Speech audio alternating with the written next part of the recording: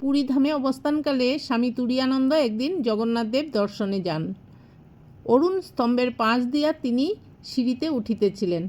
এমন সময় দেখিলেন সিঁড়ির অন্য পাশ দিয়া ঠাকুর শ্রীরামকৃষ্ণ নামিতেছেন, গলায় ফুলের মালা এবং দেহে সাধারণ জামাকাপড়।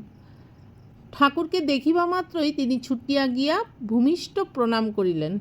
কিন্তু যখন তিনি প্রণামান্তে ঠাকুরের পদস্পর্শ করিবার জন্য হাত বাড়াইলেন, তখন ঠাকুর অদৃশ্য হইলেন। ইহাতে তাহার চমক ভাঙিল। মনে পড়িল, ঠাকুর তো সশরীরে নাই। যাহাকে তিনি দর্শন করিতে মন্দিরে যাইতেছিলেন, তিনি পূর্বেই তাহাকে কৃপাপূর্বক দর্শন দিলেন। হরি মহারাজ অনুভব করিলেন, জগন্নাথদেবই শ্রীরামকৃষ্ণ রূপে অবতীর্ণ হইয়াছিলেন। এই জন্যই বোধহয় ঠাকুর পুরী যান নাই। তিনি বলিতেন, পুরী গেলে তাহার শরীর ত্যাগ হইবে।